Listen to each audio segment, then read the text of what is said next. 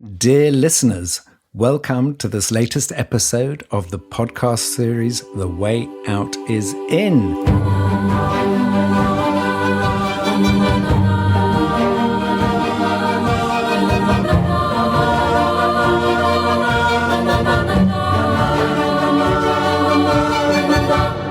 I'm Jo Confino, working at the intersection of personal transformation and systems evolution. And I'm Brother Phap Huu, a Zen Buddhist monk, student of Zen Master Thich Nhat Hanh in the Plum Village tradition. And today, dear listeners, we are going to focus on one particular sutra within Buddhism. And sometimes it's wonderful to pick one teaching or one sutra to actually go deep into that teaching and to discover actually new insights. And today we are going to be focusing on a sutra called the Discourse on Knowing the Better Way to Live Alone.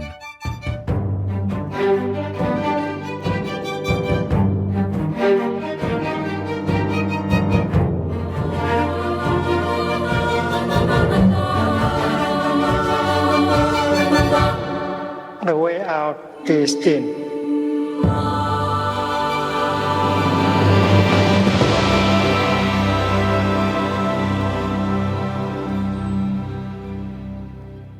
Hello, dear listeners. I'm Jo Confino. And I'm Brother Phap Huu. And brother, so you have made the momentous decision today that we are going to focus on this one sutra, the Discourse on Knowing the Better Way to Live Alone. So just wondering, what is it about this sutra that you decided, let's go for this one? Because there are many, many sutras we could choose.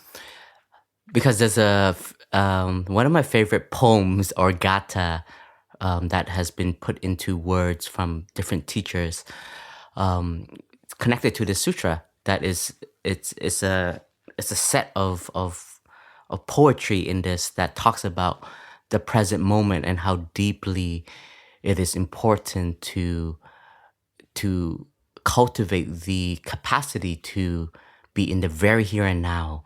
And sometimes I would just recite it like once a month. And there's a particular line where it says like, and life and death comes unexpectedly. Do not bargain with it. Why are you looking at me so like that? I'm only 63. No, well, I think like in the last month, this is our first recording of 2025 and it's February.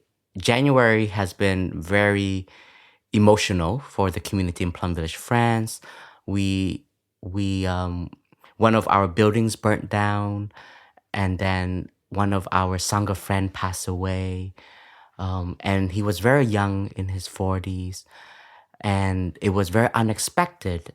So when I heard this information and this news and grieving with it, I was reading different sutras just to be guided to a practice, and I happened to stumble upon this discourse, and that line was a big bell of mindfulness for me. And it's about not taking life for granted.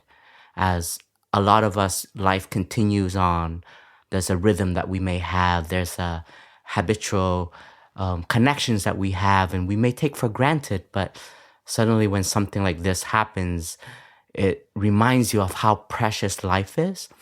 And at the core of a lot of our practice, when the Buddha says the better way to live alone, it doesn't mean that you're going to isolate yourself and not be in community or not be with your loved ones, be with your friends. But this alone is the capacity to be in the very here and now.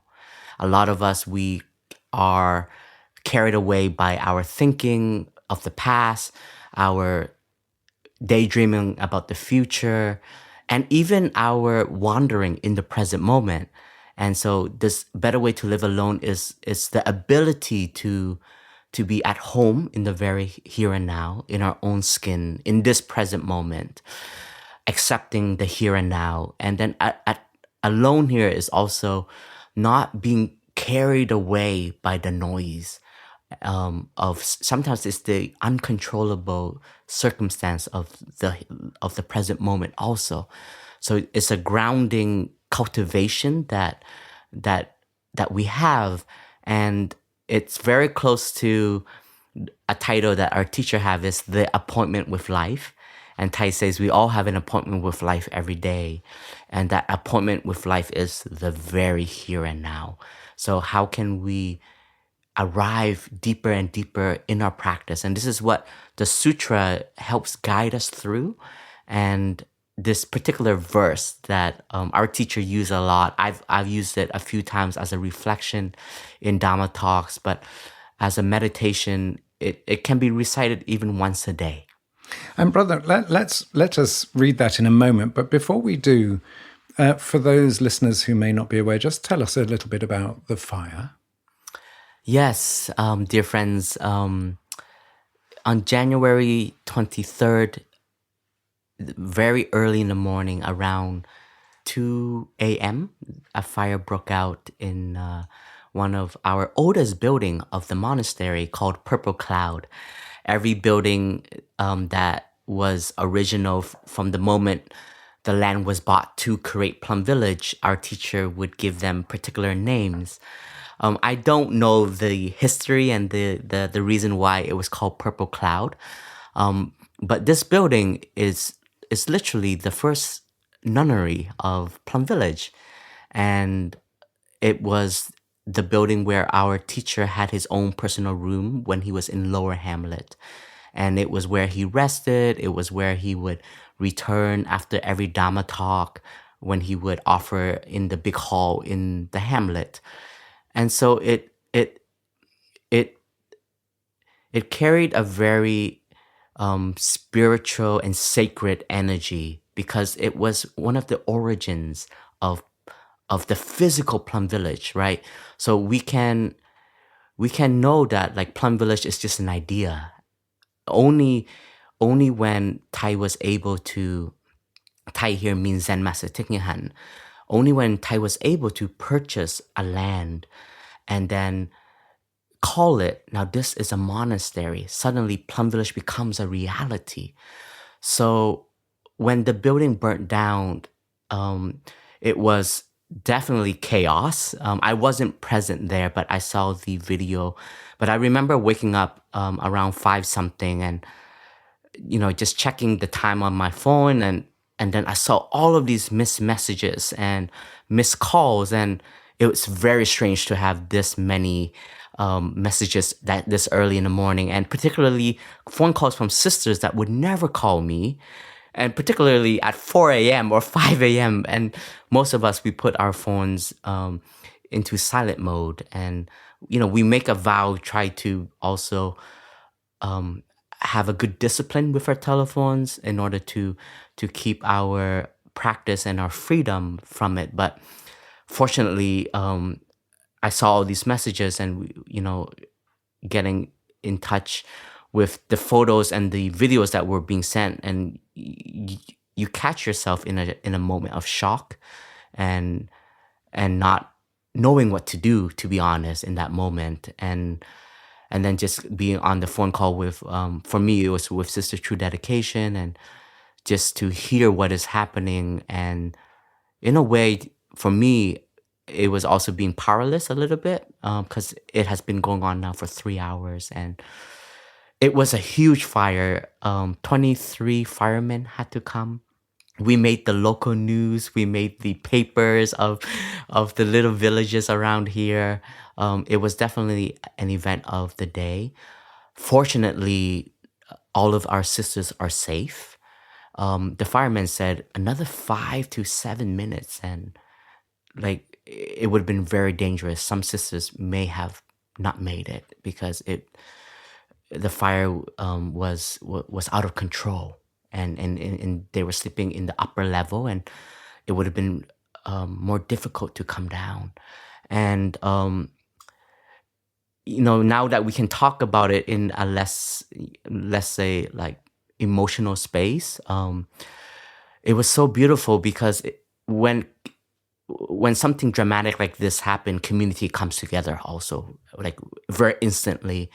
And hearing the stories of the sisters where, they were just thinking about Thai's room, and they weren't even thinking about their personal belongings. Like sisters lost their passport, lost their resident cards, lost all, like 4 sisters lost all of their belongings. Like literally, they just have what they were wearing, everything burnt down. So a lot of sisters lost the little things that a monastic can own. And some is, it's photos of their time with Thai, it is memories, letters, and so on. And it's a practice of just grieving of material possessions, that whatever we may have. And when we speak about material possession here, like I just want to, I want to take this opportunity to speak about it, because we were able to share to the world of what has happened, and we received so much love. We received so much care, as well as a lot of support financially to look at a future redevelopment of this sacred space. And then all coming along with it, like a bunch of comments where some were from Sangha members, and even one from a lay Dhamma teacher, which I felt was very insensitive and a little bit like, it's like wrong timing, I would say. Kind of like, oh, monastics are not supposed to be attached to Thai's room. This is Thai's lesson for you to let go of his possession, his belonging. And then some were even saying, oh, Thai would laugh if you guys are this sad about it. And I felt honestly very hurt about that. And I felt like, wow, like how can we use the Dhamma against a beloved community, about against, like, even if it was the intention to teach us, this is totally the wrong timing. And some even linked it to, because the 22nd of January is the day that Thai passed. And then the 23rd is like, oh, this is Thai sending you a message. If anything, I'm like, no, this is Thai helping us be safe. His energy was there to wake up the sisters this early in the morning and to get out with safety. But I just want to speak on this because I felt like, never to use the Dhamma as a weapon and use it to poke and to criticize. Not criticize, I wouldn't say criticize, but just to, I don't know. I just felt it was insensitive. Like, just imagine like your home burnt down and somebody can say, oh, God is teaching us a lesson, and let's leave that a little bit for later, and I think for the sisters, like they could have lost 9 sisters, and these 9 sisters, some of them are going through like a kind of post-traumatic stress, right? PTSD, right? And they're taking care of it. And some of the sisters who they have their history in the past with abandonment, with loss of a home, and it's all coming up, So it's very real, It's a very human experience, and touching the fear, touching the grief, but also touching something so sacred, that is lost now. And for us, the practice in the Dhamma, like we see like Thai's hut that we're sitting in, Jo. Like imagine, like one of the sisters told us, it's like, imagine if Thai's sitting still hut, where you record the podcast, where people come to sit and to be in touch with Thai, burns down. Like that's what you would feel, like this loss of a sacred place. Even though we know it is of the nature of impermanence, but at the same time, as a human being, there's a spiritual energy that has been cultivated by a human being who has gone through so much suffering and create a refuge for so many people. And imagine if that was to be burnt down. And the human resilience is also so powerful. Like in our history of many cultures, many civilizations, many traditions, we have lost homes, we have lost places, we are refugees. We go and we seek new lands to build, And it takes our blood, sweat, and tears, right? It takes experience. It takes so many hands to develop together. And suddenly this can all be destroyed in one day, in a few hours. And just to know that it's lost is it's important to grieve that, is to be in touch with something so spiritual that is gone. So this is our practice, not to take even a building for granted, especially for us monastic. Like, all of this is based on people's generous donation. Like when somebody comes to a retreat, like, you're not paying for the experience. You're contributing to the sustainability of a whole tradition.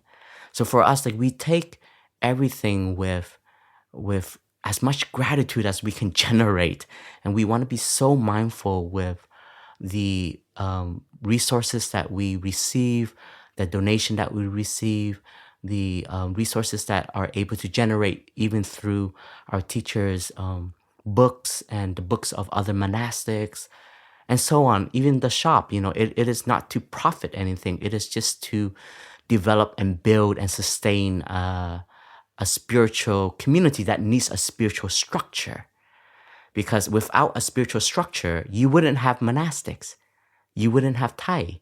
TWOII wouldn't have a retreat center to bring all of you in, right? So I think we can see for us how important our relationship to a land is, to a tree, to a garden, to a pond, to a building, because they are part of the thread that creates a spiritual dimension. Brother, thank you for all that. And I think we've already been going deep into the discourse. So I have only one memory of being in TWOII's room in Lower Hamlet, which was the first time I came to Plum Village with my wife, Paz, who's sitting in the room, and TWOII invited us for tea in that room. And I always remember walking in, and TWOII was sitting on his hammock with his back to us, and there were a couple of nuns on the ground and gently swaying him. And then he saw we'd arrived, and he got up gently, and we sat in a circle. And it for me, it was like it was an ageless moment. It could have been 1,000 years ago, and it's really stuck in my memory and my heart. And I was only there for an hour max once, so I can imagine that actually it's not so much an attachment, but it's more a depth of feeling. And also, brother, just one other thing, you talk about the importance of grieving, and I'm sure we'll come into this in the sutra, but often people use spiritual teachings to bypass their feelings. That actually, and I think we'll come on to this, is that actually a lot of people find it very difficult to grieve, and sort of try and push it away in a box. And actually, the deeper truth for me, anyway, is that grieving is healing. It's a way to really come back to our center, to really, really just to experience what it is to have love, to have understanding, compassion, because that is the depth of feeling. So it'd be very strange to not have to not grieve. To not grieve would be to deny our humanity. Yeah, and I think in the grieving is a way to demonstrate our gratitude for what it meant for so many. And even some monastics who literally told me, like, they're in so much pain because they grew up in that house, and even though they're not a nun anymore, they said, like, oh my gosh, like, that building shaped me who I am. That's where I learned to share a room with so many other sisters. That's where I learned to live in harmony. And so you can see, like, how a space can mean so much to somebody. It can shift their whole view in life, and how it can guide them to be who they are today. And as we continue to grieve through that loss of the building, like in the span of 3 weeks. And of course, it was linked to our lunar calendar. And then a few days later, we were preparing for welcoming the Lunar New Year. And the Lunar New Year in our tradition, it's a moment you celebrate everybody's birthday. So back in the days, like in a lot of the Southeast country, we didn't have individual birthday. On the first day of the lunar calendar, everybody turns 1 year older. So there's a wisdom to, like, this is a collective moment that we are all growing up in this on the first of the lunar calendar. And it's a time of coming together. So it's very similar to the Christmas spirit of in the West. And because of just losing a building, and then some other, like, drama, I can say, like some drama in the song that we had to take care of and embrace. We came together very closely, like during these days of celebrating our togetherness, and I think thanks to acknowledging the loss and the pain, and then seeing the value of our togetherness. I remember speaking to Sister True Dedication, and she just shared, like, being able to touch how sacred that space was, and how being able to acknowledge the pain of losing it. But we know that sacredness is built by the practice of our teacher and each individual. So knowing that the sacredness, of course, can be rebuilt, and will, in a way, even be stronger now because of our commitment and our deepening of how valuable we see this togetherness is, and this presence is. And it was beautiful in a way to touch this impermanence of loss, but also thanks to impermanence, we can rebuild, we can create, we can cultivate, and we can generate even more sacredness into a room, into a space, So that was very refreshing in a way also as we enter into 2025. And I know that there's a lot of uncertainties, there's a lot of fear, there's a lot of loss right now in the world too, with some executive decisions and so on.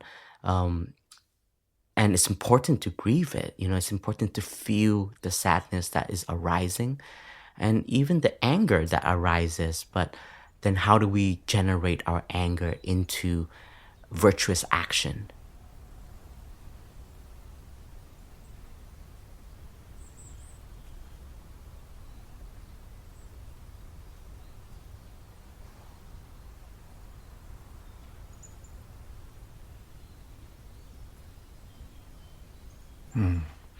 And Brother, one of the things I think that comes to mind as you speak is about the importance of proximity. So, of course, before the fire in Lower Hamlet, we've seen the destruction of fire in Los Angeles, and we know that there are fires burning all over the world. And sometimes it's only when it comes really close to home that we're able to truly feel the depth of it. And that when we feel the depth of it, that allows us to feel the depth of pain further away. So I always remember going away to a conference on civilizational collapse, which I was co-chairing, and we'd spent 4 days talking about the end of civilization, which of course is something that should generate an enormous amount of emotion and sadness. But I felt it very much on an intellectual level. And then when I came home back to our house here, there'd been a severe drought. And we have a little pond, because you mentioned ponds. We have a little pond outside our house, which I treasure so deeply, because I love sitting there in the spring and summer and listening to the frogs and sort of finding newts. And there's all sorts of insect life and fish. And it's only a small pond, but it's so full of life, and it had dried up completely. And I remember feeling so bereft. And that even though I was aware of droughts all over the world, but it was only when my little pond, not even my pond, but the little pond outside of our house dried up, that I really felt that loss. So I think there's something in this also about how do we connect our experience with also what's going on in the world. 100%. It's we spoke about this as a monastic community too, how it allowed us to touch the feeling of loss and destruction that is happening. Like you said, the fires in Los Angeles, but also the other natural disasters that are happening everywhere in the world, and then the displacement of people because of war, people losing really their whole home, and then having to rebuild, and just seeing like our Palestinian friends with that resilience of coming home and saying we will rebuild, and like in a way, this is to teach us of also the human resilience that we have and the hope that we can carry together. And the community spirit that comes in difficult times. That when everything's well and happy, we can retreat into individual lives. But then when disaster strikes, we realize how much we need each other, how much we depend on each other. Exactly. Yeah, it was so funny because the morning of the 23rd, and the news has this channel in Plum Village, like everybody starts messaging or starts telling, and then it goes down the grapevine of the community network, and all the brothers in Upper Hamlet were like calling sisters like, hey, we're gonna come down and we're gonna help, and they're like, what are you gonna do? And the brother's like, I don't know, I just want to be there. and in a way, many vans came down to Lower Hamlet, and like there's nothing we can do, but it's literally just showing up to support. And the sisters were like, the thing about community life, especially in Plum Village, is like there's so many programs already set. So even after the fire, like we still had to prepare for the coming of the lunar calendar, and then we still had, on some of us who are working in different sectors in the community, we had to meet with our lawyers and our accountants and our bank members. And it took a lot of effort to bring them all to Plum Village. Mm-hmm. And there was, it was 5 a.m. and I was like, do we cancel this? And there's a part of me that really wanted to cancel this, and recognizing how difficult it was to bring this meeting together. And there's a part of us that, the show must go on. Like life still continues, and we still have to show up for other aspects of life that are still happening. Mm. And so we did that. And at the end of the evening, when we finished the meeting, it was a very long day.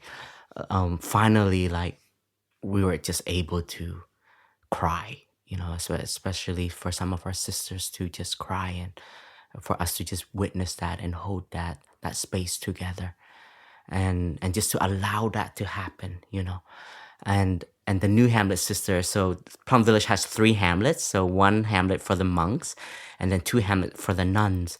So that day, the New Hamlet sisters, they cooked for the sisters of Lower Hamlet, and they would drive the food down to the hamlet. So it was really a heart space moment and heart service moment. Like, how do we show up for one another?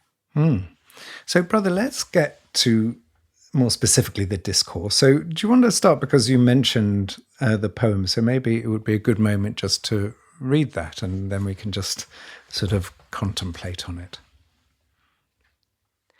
The Buddha taught, do not pursue the past. Do not lose yourself in the future. The past no longer is. The future has not yet come. Looking deeply at life as it is, in the very here and now, the practitioner dwells in stability and freedom. We must be diligent today. To wait till tomorrow is too late. Death comes unexpectedly. How can we bargain with it? The sage calls a person who dwells in mindfulness night and day, the one who knows the better way to live alone. Thank you, brothers. I wanted to pick up one part of that first, which is to be in the present moment with stability and freedom. And the reason I want to focus maybe on that first is because Plum Village has been organising climate retreats around the world for those sort of at the front line of trying to sort of prevent runaway climate disaster and ecosystem loss, and who are sort of fighting social injustice around the world. And those people are very dedicated to the cause. They're often fighting against the odds. They're putting their heart and soul into that.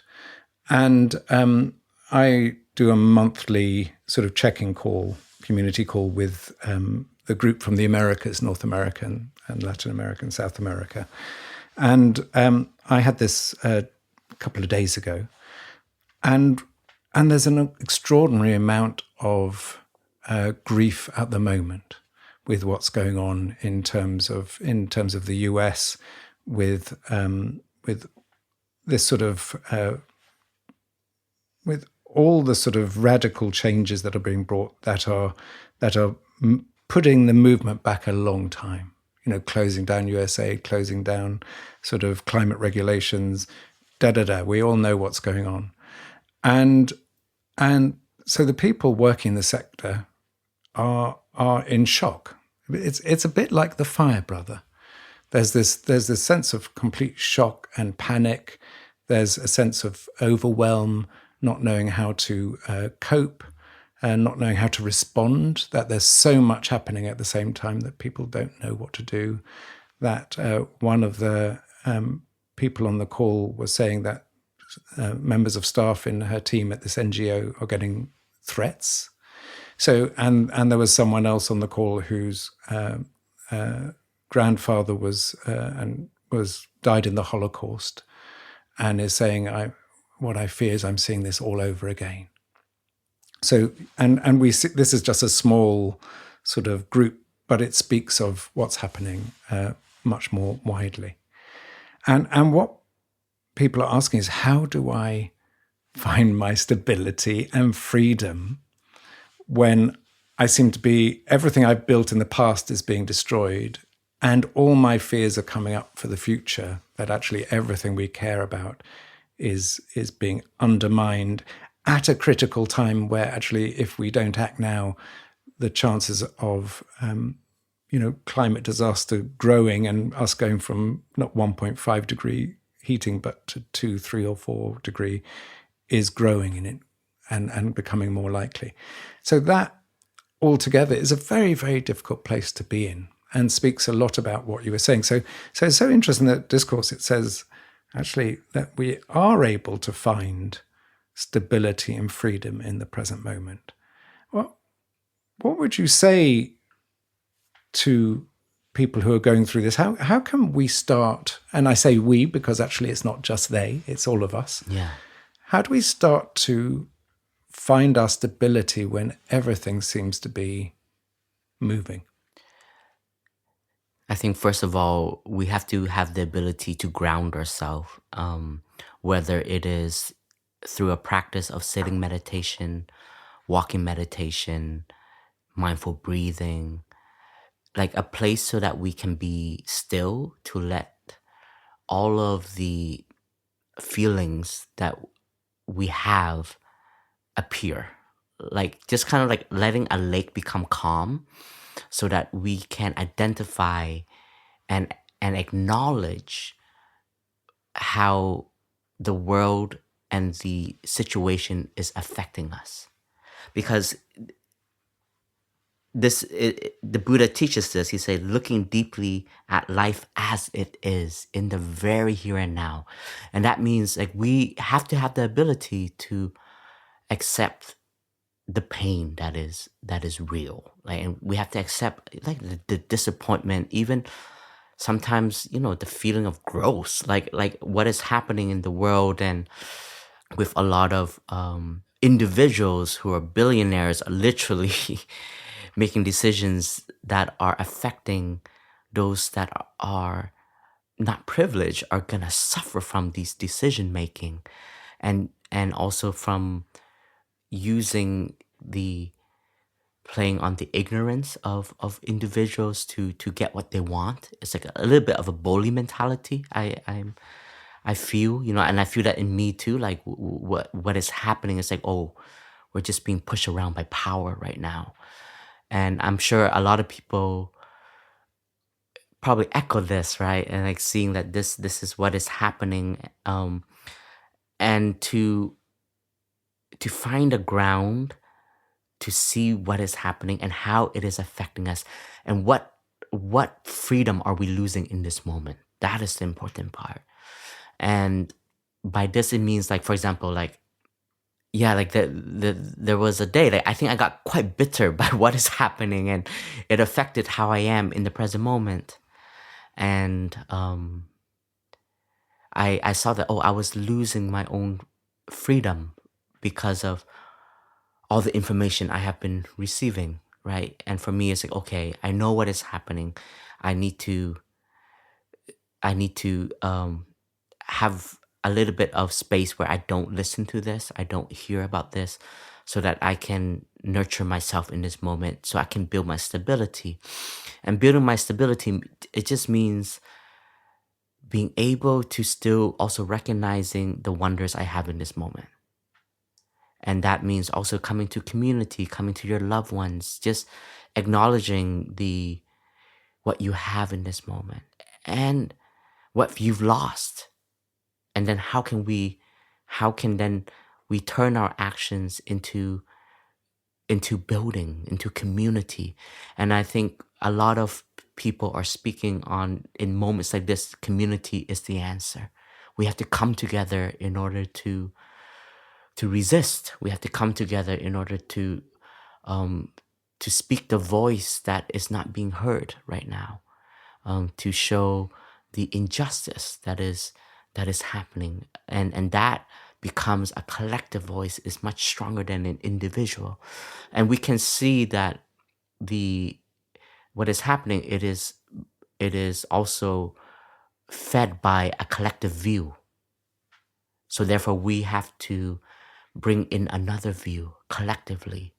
And on a personal level, I was just reminded this morning, I was in a room with two of the brothers, and we were preparing for our day, and we have a community gathering this morning, and we've been having a lot of meetings on our end also. And one of the brothers like, Phap Huu, how are you? I'm like, I always say, what do you mean? Yeah, what do you want? because that question is always loaded. It's always trying to say something to me, but like, scared because of who I am in my position in the Sangha. And then I'm like, what do you mean, brother? And he's like, well, you've been very expressive in the meetings, like your facial expression, you look very worried. And I was like, oh, wow, thank you for sharing. Like, I wish I can have a mirror in front of me during this meeting just to see my reactions.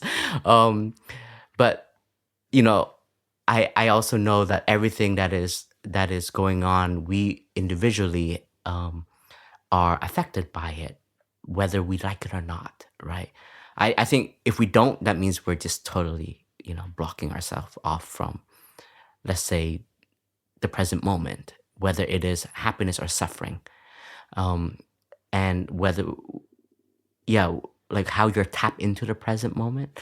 And so for me, like there's this internal Sangha, there is then the external Sangha, the communities, and then the world as a Sangha, also seeing the loss and the fear and the pain, and and just coming back to this present moment. And then finding our stability, because I know I can be solid. I know I can accept all of this and still find a way.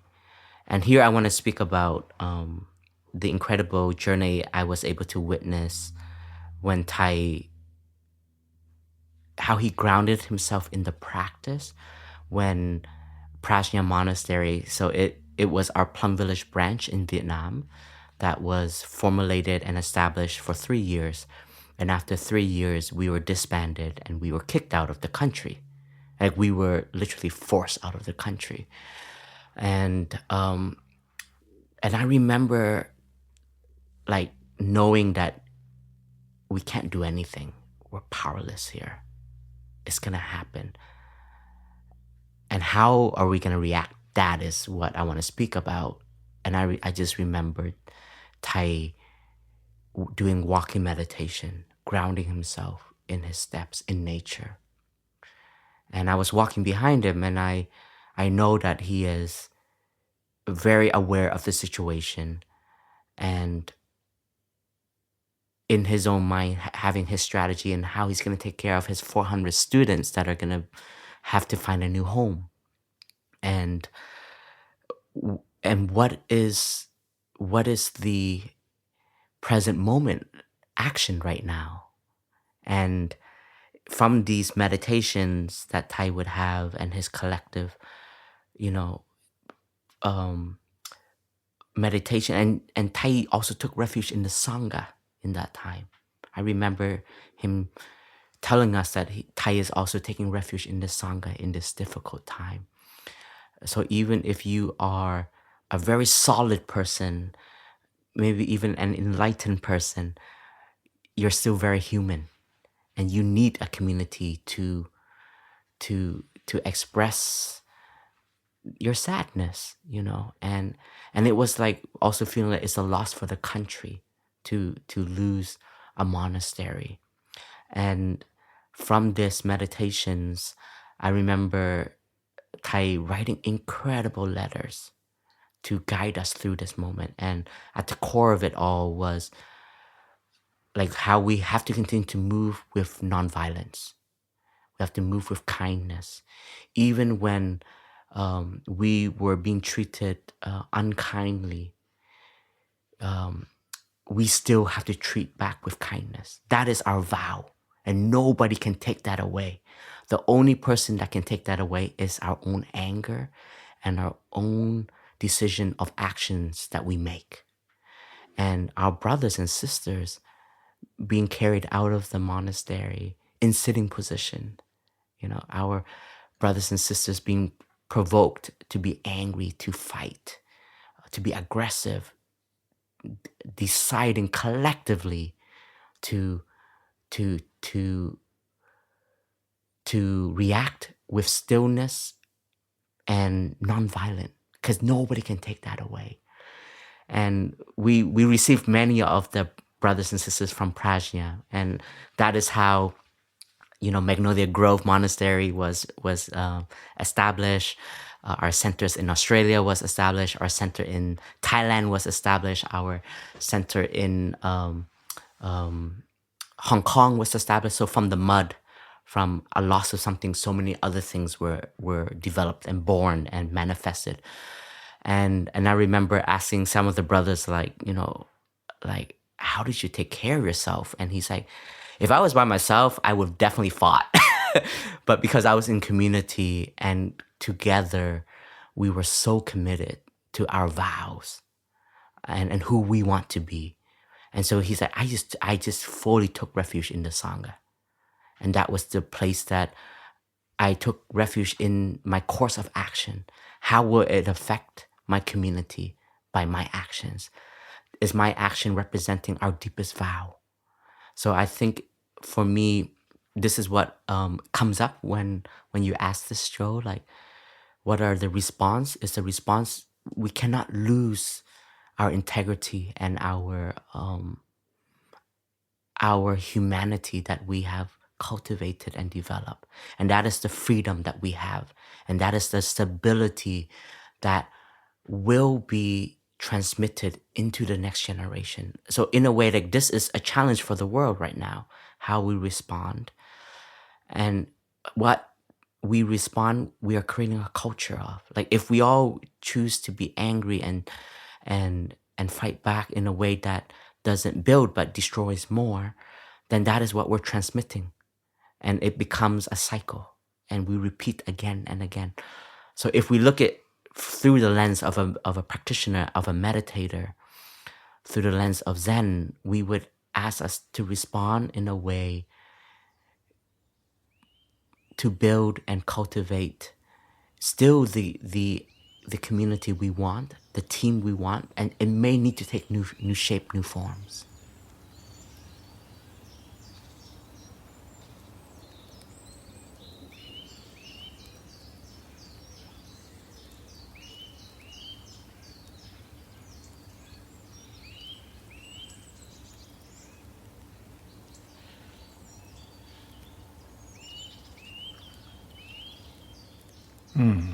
Thank you, brother. There's so much in what you said, and I just want to pick up just a couple of things. One is about, I always remember Tai saying, there's nothing worse than an angry peace activist. Because if we fight, if we use the same energy that's coming towards us, all we do is create more anger. You can't diminish anger with anger. You can only diminish anger with peace and love. And we become our emotions. And you will remember, brother, when we were in Canada at the Climate Leaders Retreat, and there was one Indigenous elder who had been for years fighting against the tar sands and the expansion of tar sands. And he said, the way I kept myself motivated was to be angry. But now I realize I've become an angry man, and I'm angry at everyone. And that was including his loved ones. So whatever emotion we're cultivating, we will become that emotion. So if we cultivate anger, we will become angry. If we cultivate kindness and peace, but with the Zen sword of strength, then actually that's what we will become. And the other thing, brother, particularly, and maybe we can speak a bit more about this, is we never know what is going to happen. So you described it so beautifully. You said when at the time the monastery was being disbanded, it looks like an utter disaster. Something after 39 years, Tai is invited back to Vietnam. He opens his monastery. There's so much promise and hope in that. And then for it to be disbanded looks as though it's the end of days in terms of bringing the Plum Village practice back to its home. But then you say, actually, looking back, we see that so many new things happened as a result. And that, I think that is so true of life, that often we face a personal difficulty, and this often happens. And we think, oh, woe is me, the end of, there's no hope, I've lost everything. But then out of that, something new can emerge. And I think that comes of this moment in terms of, let's say, the polycrisis we're facing, including the climate crisis, that it looks as though this moment in time, that everything people have been building for years is being destroyed. But actually, underneath that, we have no idea what is going to come from this moment.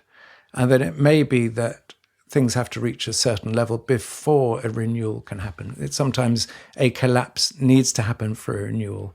And Tai spoke about this many times. He said, everything arises, everything falls, that there's no civilization that has been born that hasn't died. And actually the most important thing is to be at peace and to be stable and to aim for the place we want to go. And so in that regard, brother, I just want to, because a lot of people confuse being in the present moment with, oh, I don't need to think about the past. I don't need to think about the future. I just have to be present. But of course, it is important to know about the past and heal the past. It is important to think about the future and our aspirations. But actually, what I understand the sutra is saying is not to avoid those, but it's how do we think about them? How do we approach the past? How do we approach the future? And how do we bring that into the present moment? So I'd really like if you can sort of build on that aspect. 100%. When the Buddha says, do not dwell in the past has already gone. Don't lose yourself in the future, it is not yet here. But that doesn't mean ignore it. What? Because in also in the teachings of the Buddha, there's a teaching about the 3 times. And the 3 times are interrelated. And the 3 times are the past, the present, and the future. And the past is what is developing. Like, we are living from the threads of the past. We are a manifestation of everything that existed in the past. That's who we are. And in the very here and now, this moment, what we are thinking, what we are saying, what we are planning, what we are looking deeply into, we're building a future. So when the Buddha, he goes into this in the sutra, and he breaks it down from the past, the future, and the present.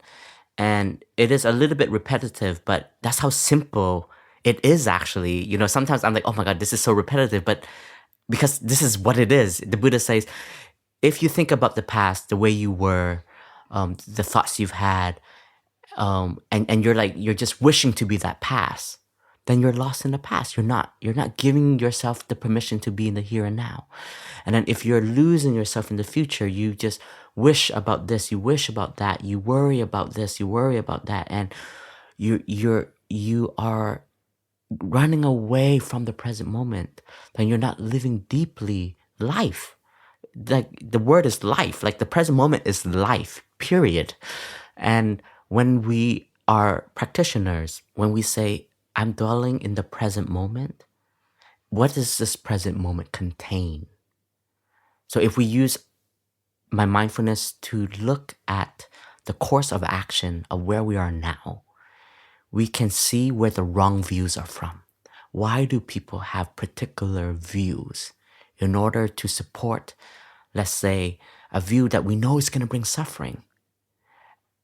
So instead of blaming and being, of course, like, I'm angry sometimes, we all become angry, but not let that inflame and take over us. It's like, but where is this source of understanding? And when you see, oh my gosh, like, this is filled with greed, for example, a particular course of action, then suddenly you can have compassion for the ones that are going to be affected. And then how can we use the present moment to write, to share about things to help enlighten people, right? So yeah, I remember you can find these letters that Thai wrote about prajna. Like, Thai call it prajna as a koan. Like, what is human right? What is religious freedom? What are the course of action of lost, and so on. We can find it on our website. Some of it, we published it publicly, and I'm not sure if 100% if all of the letters were made public, because some of it was really directed to the monastics, like Thai's wish for us to care for ourselves in this present moment. And from his clarity, his transmission of his words became our ingredient for actions. So leaders and refuge, people of refuge, like, your words can help guide. So the clarity that you can hold in the present moment to guide the future is very real. So when we talk about the present moment, we can bring the past into the here and now in order to visit, to study, to understand. And it can empower and it can teach our present moment. At the same time, in this present moment, we have to plan for the next steps, the next course of action. And we have to do it in a way that we don't lose ourselves. So there are very concrete practices, like from time to time in our meetings, we would just take a moment to listen to a sound of the bell, to ground us, like, just become aware of the body, become aware of the breath, become aware that, look, we're a community, we're looking at a situation, and we're going to do our best in this present moment to find a solution. And then we take the course of action. And then later on, we may find a better idea and we come back. We're organic in this way. I think our teacher liked to use the word, like, we're an organism rather than an organization, because an organism is quite living, right? It's alive. It's like you gotta move with what is happening in the here and now. An organization is sometimes, it's so structured that you feel so caught in it and it's unmovable. So the present moment it allows us to be alive, to be present, to hold, and then to create, to manifest. And in Buddhism, we always speak on we are not a creation. We are a manifestation. So we are conditioned by so many elements for us to be here.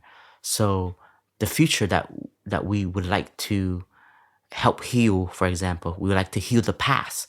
We would like to heal the present moment. We want to condition and create insight that can have an impact for individuals, collective, society, and the world. And this is when, in chaos, there needs to be a moment to be still, to review, to look at, to chew on the situation, and then let insight to be born. Because sometimes insight needs a little bit of accepting for something to give rise from the pain, the suffering. Because if we look at the suffering, we just want to fix it, then we're coming from an intellectual space. And sometimes it needs to come from a space of knowing by experience. And we all have this. And we have to let it also, cook in a way. You gotta let it cook so that the dish becomes fully cooked, so it's edible. Or we use the language so it ripens. Beautiful, brother. And it very much speaks of Thais sort of gives the metaphor of a boat that's in danger of sinking. And if everyone is panicking, then the boat will surely turn over and everyone will be lost.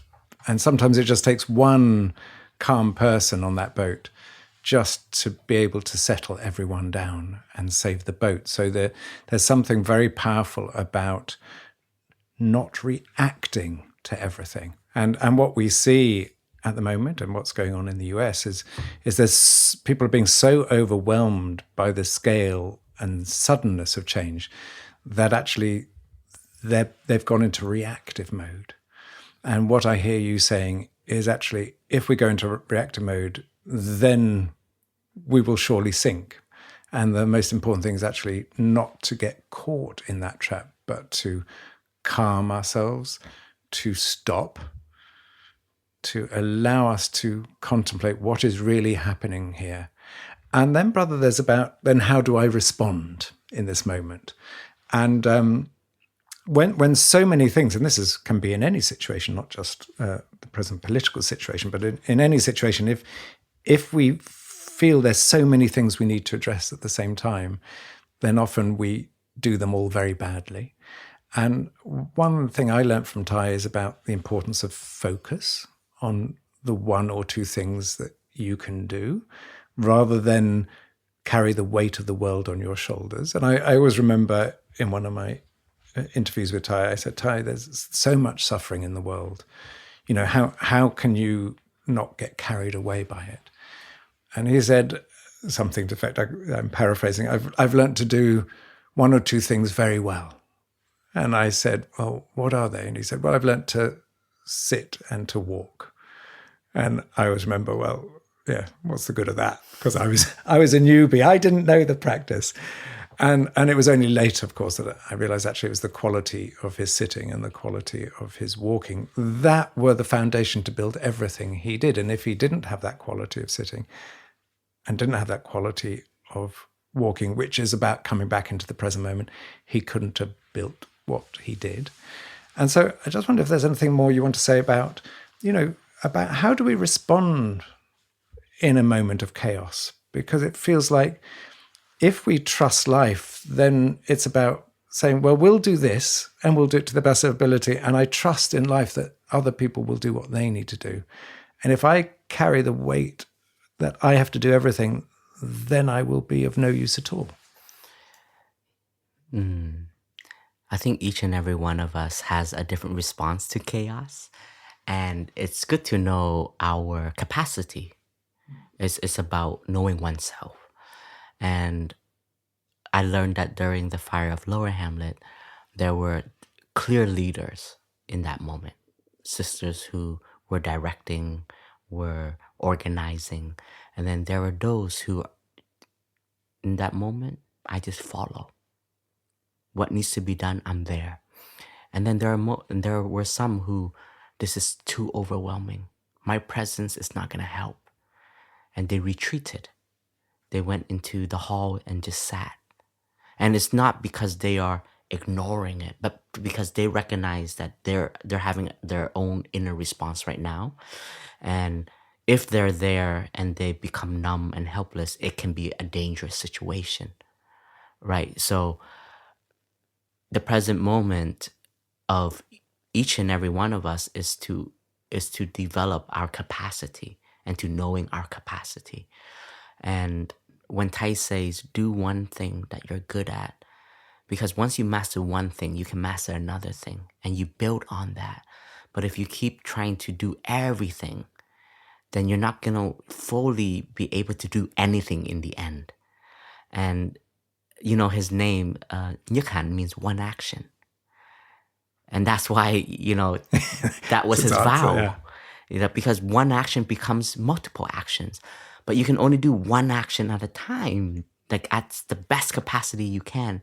Like if we are trained to, like for example, in the Sangha, we are trained to flow as a river.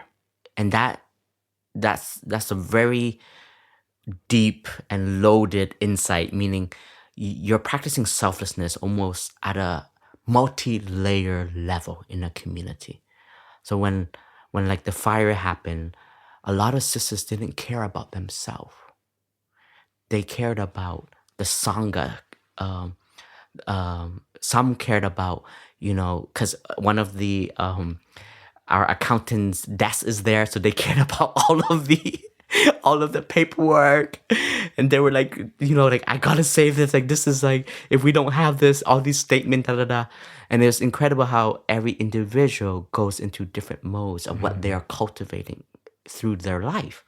And some just, we gotta go into Thai's room, save his original calligraphies, take some of the notebooks that he wrote that we kept, you know, because Thai would leave, for example, some of his robes in every monastery, like his robes that he wore, his jacket that he wore. And he used to tell me this personally. He said, leave it so it warms up the place. Meaning like his you know that he's physically here because these are the materials that he's used and has that he has cared. It has been a part of his journey. Some of his notebooks that he would write about the Dharma, how he would teach. So sisters knew where they were, right? So they would go in and take and try to save whatever we can.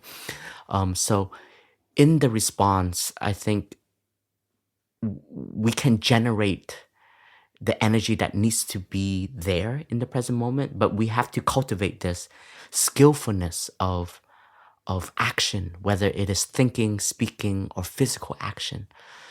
And I think the response should always come from a place of clarity. You know, I think I'm learning this more for myself. I think because of our pace in society now, like I've got a habit to problem solve everything so instantly because there's so much expectation and there's so much like maybe like a demand in a way. And sometimes I realize like some cases like you need just one day like to look deeply at it, you know, to feel it, to feel like is this request coming from an understanding, a collective view, or is it very individualistic? Is it greedy? Is it so personal? Is there insight in this request, you know? And I know I have a response which is like people pleasing. So I try to fix everything. I want everyone to be happy.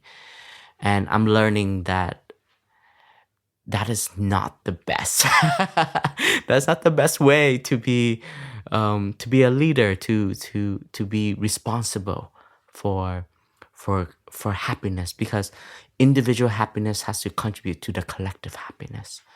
And I've been learning this year. At the beginning of this year, I've had some things I had to take care of, reflect on, and I catch myself after a few days. I'm like, why did I respond it so quickly when I could have said, thank you so much for sharing.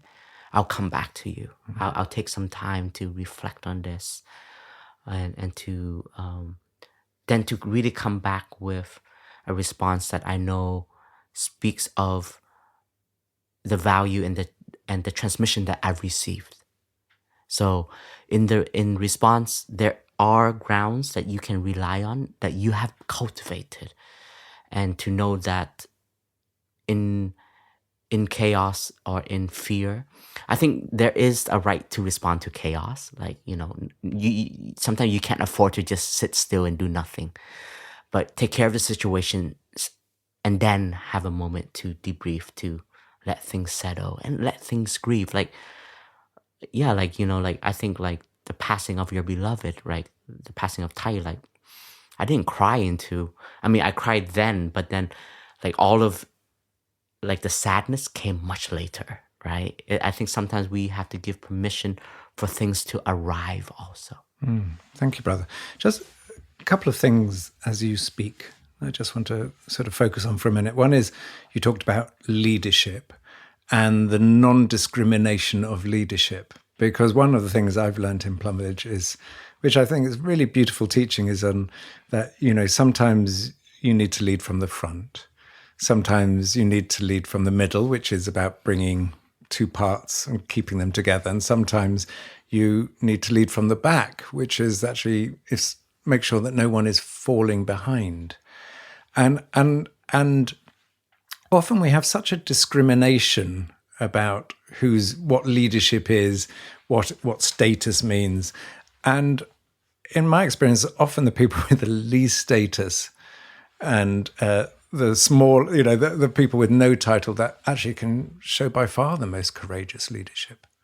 And we saw that in the fires, where even people who were not from, people who were sort of immigrants from other countries were trying to save houses that didn't even belong to them.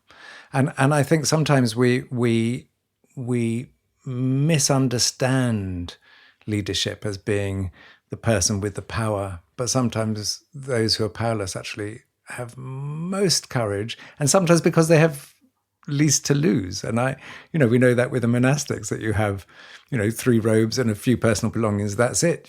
There's not much to lose, and there's not far to fall. So that was interesting for me, just to sort of listen to you. And the other thing, brother, just to focus for a moment on what it means to suffer, because in my experience, most people are trying to avoid suffering. And when suffering comes up, they either displace it, deny it, bypass it, push it away, or whatever. And this comes back to, of course, the basic teaching of the 4 Noble Truths, that the first Noble Truth is we suffer. But in your sort of understanding, what creates the space in which we can grieve? Because, particularly in Western society, grieving is not something that is honored or encouraged or given space for. We've lost a lot of ceremonies in the world that would have been about grieving. And that grief sometimes can be a celebration. But most people desperately trying to avoid it. And when they see it in someone else, often they'll try and close it down because they don't want to feel their own grief come up. But there's something about that when we truly are able to grieve, then we move through that, then we're free. Mm. And if we don't grieve, then actually, and this is again what I've understood in Plum Village, if we deny our suffering, we also deny our happiness. We can't separate it out. We can't say, oh, well, I'll be happy, but I won't suffer, because actually they rely on each other. So just what is your understanding of how we create space to actually go into our feelings without the fear that we're going to fall apart and be consumed into this sort of void and never emerge again. Tai has a very powerful sentence, and he says, if you know how to suffer, you will suffer much less. And this really speaks to what you just explained, the fear of suffering. And the reality is we all suffer. The reality, that is the truth. And, like, there's always going to be something for us to embrace and to accept. But how do we hold and just know that, okay, this is something that just happened and it's bringing up pain, it's bringing up feelings. Okay, let's talk about something that happened recently is we've had 2 monastics disrobing, leaving, and their way of disrobing and leaving wasn't the most graceful and beautiful, and it brought up a lot of pain. It brought up a lot of the feeling of lost also, like the feeling of like, man, like for some, like we love them, and then to leave and to leave during a time of collective healing is also painful, because it's like, okay, like we as a monastic community, and especially in my position, like I've embraced so many people leaving the Sangha. Like it's a part of life. It's a stream of life. Birth and death, coming and going. It's natural. There needs to be loss for new things to be born. But when we are also living in community, we want to be caring people. We want to be mindful of the selection of timing, and I think it's also a kind of gratitude we can offer to the community, and that really stirred up a pot in some of us, individually, collectively. But I have to embrace this. I'm like, okay. We talked about it. We even said, okay, let's write together like the 5 ways of how to not leave the Sangha. Yes. Like what not to do when you're asking to leave the community. And the 5 ways you should do when you're gonna leave the community. Because there's an art to it. Like there's an art to gratitude. There's an art to leaving. There's an art to reverence, right? And I remember like talking through this during the lunar celebration, when there was a big body of monastic. We were in one of the rooms of the sisters, and we were all just sharing how we are feeling, because it was very recent, so it was very raw for a lot of us. And one of the monastic that left is a senior monastic in the community, and for some were like their mentors, were their companion, and some felt they lost trust because of the way or the timing of it, right? And so allowing each and every one of us to share from a space, and when we listen so tenderly and we listen so deeply, like we're very mindful of the words we're using, because we know we're carrying a particular energy also. And then having, talking about experience of other, because we all have different experiences. Some of them asked me like how it has been for you, and I said for me, like the first few years, like this particular suffering. And when we talk about suffering, it has to be narrowed down to what is the suffering, right? And like when we lose a member in our community, like I've lost my mentors, and I have to learn to love again, learn again, see my elders, other brothers as those I can take refuge in. I've lost some of my like ride and dies in the monastic order, where we dreamed about growing old together, being venerables and having students, and like talking about, if one of my students is so naughty, I'll send him to you so you can like discipline him because you are of this character, for example. We would fantasize like our future as old monks and nuns, and then the causes and conditions of life, we cannot be together anymore. And then to embrace it, to suffer with it, to accept it. But then, because you accept it, like you said, Jo, like once you've accepted, you give you and and different individual and that suffering to move through. And for some, it doesn't mean like you still don't suffer. It's kind of like a scar in a way that is healed, but I know how to honor it. Like if in my perfect world, I would want all of us to still be monastics together. And I wish that as a community, we could be as embracive and as supportive for all conditions of life. But that's not the reality. We have our limits. Some just doesn't connect anymore to the path. And that's totally fine. So knowing how to suffer is such an art. And somebody just asked me this yesterday in a class also, say, brother, when you speak about suffering, is it physical or mental? And I always say, well, we always have to be mindful when we say, I am mindful of my suffering, meaning I am mindful of a situation. So if it is a physical suffering, learning to accept our physical limitation, for example. And I know I've spoke about this in different podcasts, but I really learned this with Tai.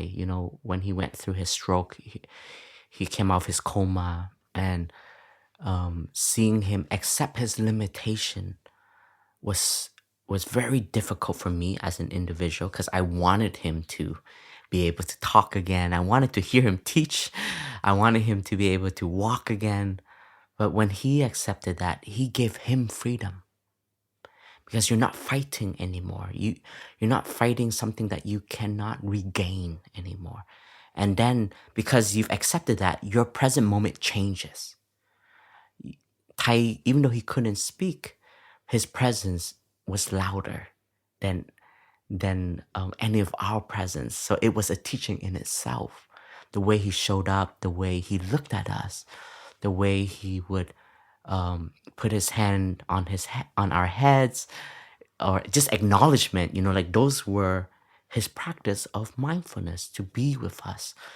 And the first year, Tai really put a lot of effort in trying to regain whatever he can through different doctors and different intervention. And he really gave his heart, trying to try to get back motion in his right hand, trying to speak again. But when you are a mindfulness practitioner, you kind of know, okay, this is not going to be possible anymore. So you accept your limitation. You accept your physical capacity here and now. And you can suffer. But then there's freedom because you've accepted it. And then you have a new way of being in this moment. And so I think with all of our suffering, whatever arises, it's we have to know how to see it, recognize it, be with it, and sometimes have a ceremony for it, like you said. A lot of us monastics, when we do something that is not in accordance with our precept body, there are, of course, major precepts, if you break, you're out, game over. And then there are many other precepts that are much minor, but they are to reflect that you haven't fully mastered your habits. You're still giving into desire or impulses. So depending on the precepts, most of them you would confess to your mentor or to a brother or a sister that you're very close to. And then we always encourage, after you confess it, go and touch the earth to the Buddha, the ancestors. And touching the earth is a formal practice that we do. It's a prostration of our forehead, touching the earth. There's 5 parts of our limbs that are grounded on the earth, our two knees, our two hands. We open our palms, our forehead touching the ground. And it's a submission action. It's a refuge action. It's like, it's a humbling bodily action we do in order to begin anew, to restart again. So a lot of the times, when you come to Plum Village, you may see monastics after a session of sitting meditation, touching the earth, either collectively or touching the earth as individual practice. And sometimes it is to express gratitude. Sometimes it is to let go of something that we're holding on to. So physical actions can turn into ceremonies that can articulate our honoring of a suffering, honoring of a joy, a gratitude, and then moving forward with it.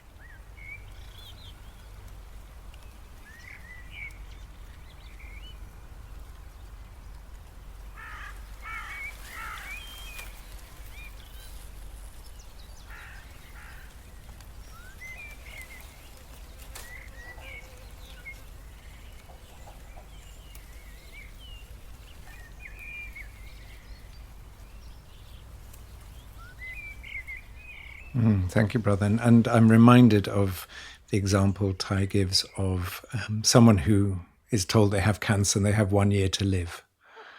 And the choice we have, because one choice is to go through every medical intervention and fight against it and try and extend our life by a few months, but actually just suffer. And the other is to accept and to really enjoy the year.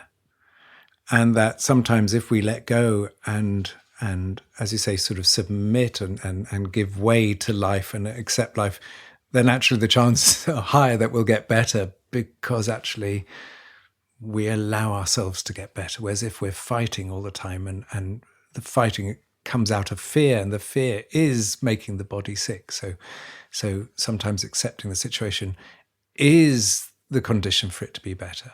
Yeah, and I think like by accepting your limits or your grieving, it gives you an opportunity to grow.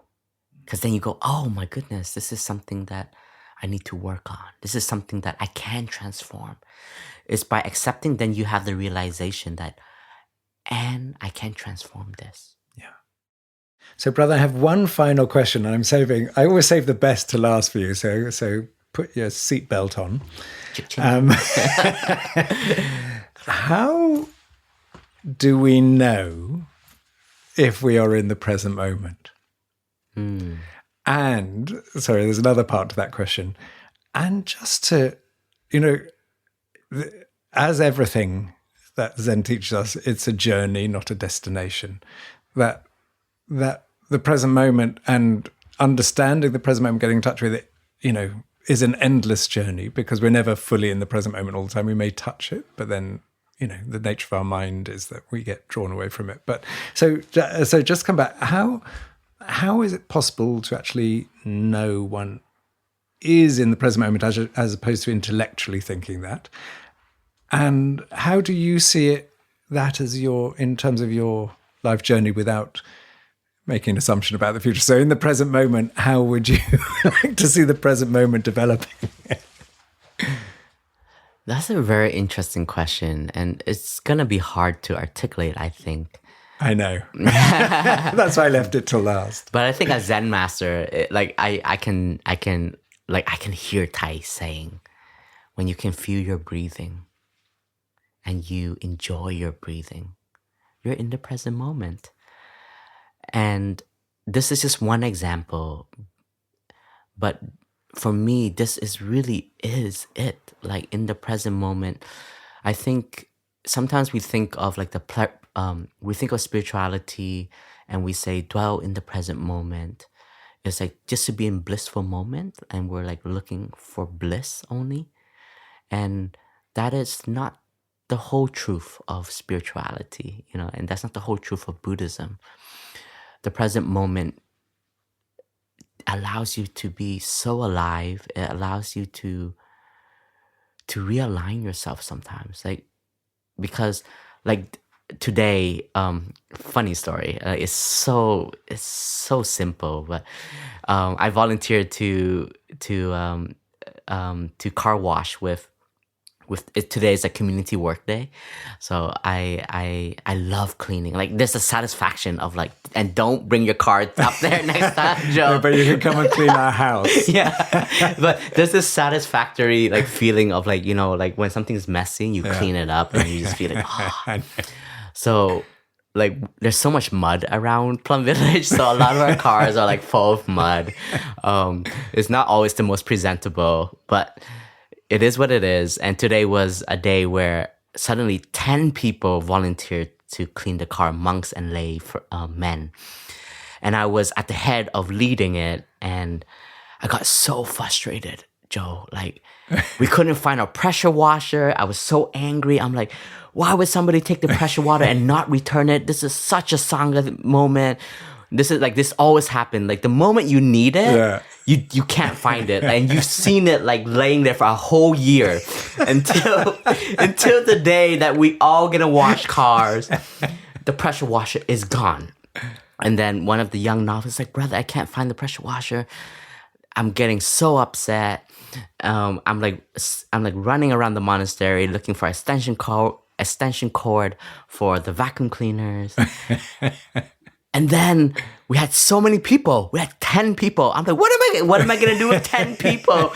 I don't know what to do with 10 people. There's too many people for we were doing 3 vans at once, but they're big vans. Yeah. So and I caught myself so overwhelmed right now. And in the present moment, I embrace and acknowledge I'm not peaceful right now. I'm a monk. I'm an elder to a lot of people here.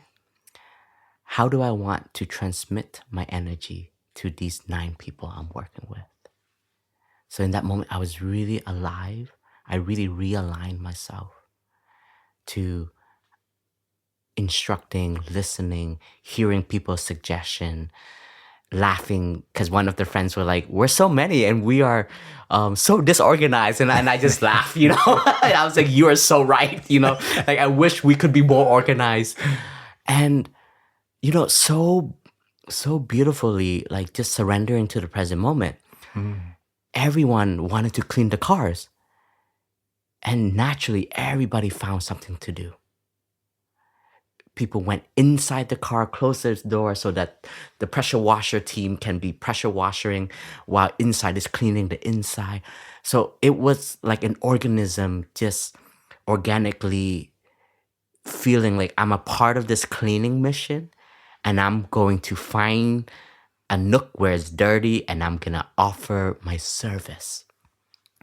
And if I didn't have the practice of the present moment there and then, I could have just stormed out. And or I could have just kept being angry. Yeah, just wound yourself up even more. Yeah, and I would have just leaked so much energy. And thanks to the present moment, by accepting my energies now, like, I was overwhelmed, I was annoyed even, I was frustrated, like, all of these feelings coming as a storm. And I know it's so mundane, like, it's just so, like, like, it's nothing of greatness, but it was so great because I was so human in that moment. And the way I was able to catch myself, and then my role as a practitioner is to take care of my feelings and emotions, and knowing who I am to the community, know who I am to myself also, because I know I have the ability to take care of these emotions. And Georgine was sitting in the office, like, she heard me walking in and out, like, I was like storming through my office. I was just like just trying to get things in order. And then Georgine's like, she's on a Zoom call and stuff, like, somebody wants to say hi. And honestly, I was like, in my mind, like, I ain't got place to say hi right now. But then I was like, you know what? It's somebody who values you. It's so simple just to say hi. And so I went and I said hi. And the person's like, how are you? And I just say, I'm very emotional right now. And the person's like, oh, you're emotional. I'm like, I'm taking care of it. And then I walked out. But that is the present moment, And in this moment, like right now, right here, just feeling the joy to speak to you, Jo, to be in Thai's hut, to be able to share whatever is alive from this conversation, these questions that are arising in all of us. And this is it, this is it. Yeah. And Georgine is doing our sound recording today, and she's got a very, very big, broad smile on her face listening to this. And brother, just lastly, on how you see maybe rather than making it personal, how do you see your journey in terms of the present moment? Because Thai described, in an interview I did with him, he said, even if I were to live another 100 years, I would deepen my learning. He said there's no frontier to love, that if every day we just improve just a little bit, that's more than, that's enough. And I'm just wondering how you see, you've been a monk now for 23 years. 23 years. Yeah. So you can see where you've come from. You can see where you are in the present moment. And as you, in the present moment, looking out into the future, what is your wish around this, about how you would like to develop this practice in yourself? I don't want to take for granted what I have. I don't want to take for granted the beloved community that is present. We're not perfect. We make mistakes. We have our shortcomings, but our aspiration is real. Aspiration to touch liberation inside and to be of service to oneself, to the community, to the world. And then I think recently, I think I kind of touch the joy of transmission, Jo. Meaning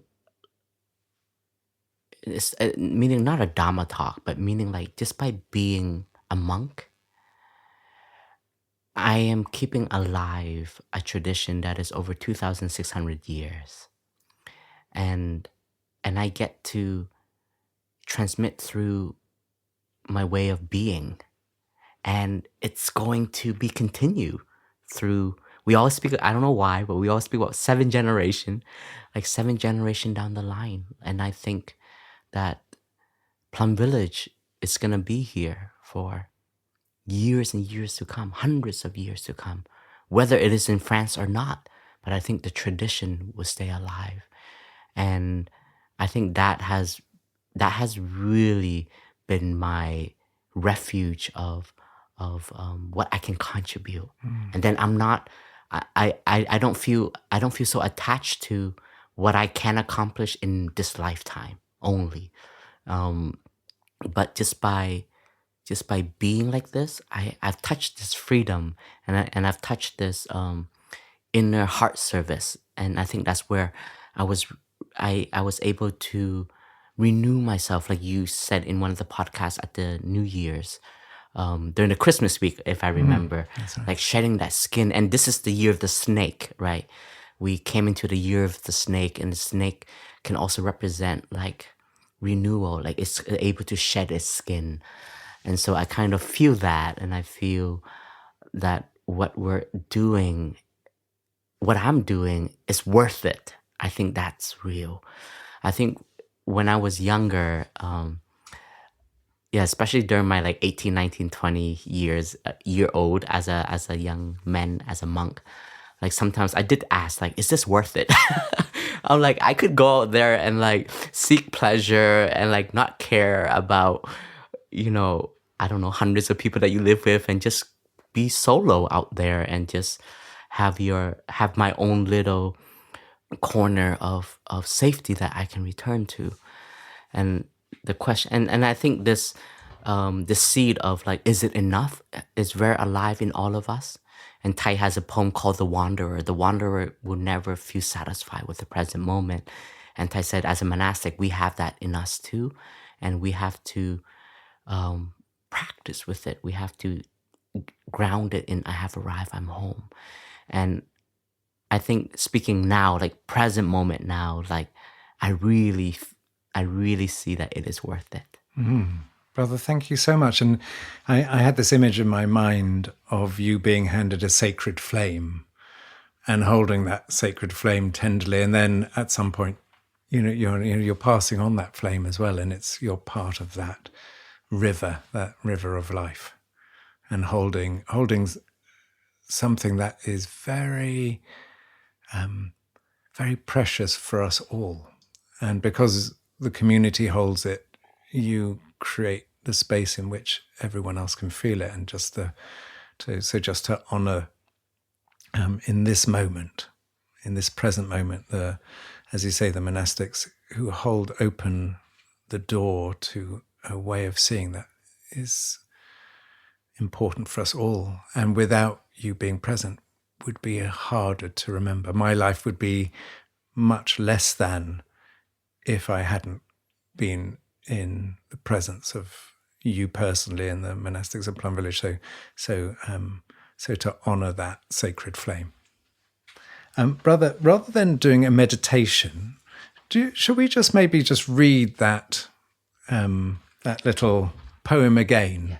Because it's quite nice after all this discussion just to come back to just reminding us of what it says. The Buddha taught, do not pursue the past. Do not lose yourself in the future. The past is no longer is. The future has not yet come. Looking deeply at life as it is, in the very here and now, the practitioner dwells in stability and freedom. We must be diligent today. To wait till tomorrow is too late. Death comes unexpectedly. How can we bargain with it? The sage calls a person who dwells in mindfulness night and day, the one who knows the better way to live alone. Thank you, brother, for this deep teaching. And dear listeners, if you enjoyed this podcast, I think there are 83 more, probably 150 hours that you can listen to us, and you can find us on Spotify, Apple Podcasts, other platforms, and also our own Plum Village app. And you can also find all previous guided meditation in the on-the-go section of the Plum Village app. And this podcast is co-produced with Global Optimism and the Plum Village app with support from the Thich Nhat Hanh Foundation. And dear friends, if you are inspired, please offer donation to the rebuilding of the nunnery of Lower Hamlet, as recently it has been burnt down. And you can visit our donation web pages and select Lower Hamlet, where the donation will be allocated. Thank you so much. We want to also thank all of our friends and collaborators. Clay, aka the Podfather, our co-producer, also Kata, our producer, Joe, our audio editing, Georgine, our sound engineer, Anka, our show notes and publishing, Jasmine and Cindy, our social media guardian angels. And thank you all for listening.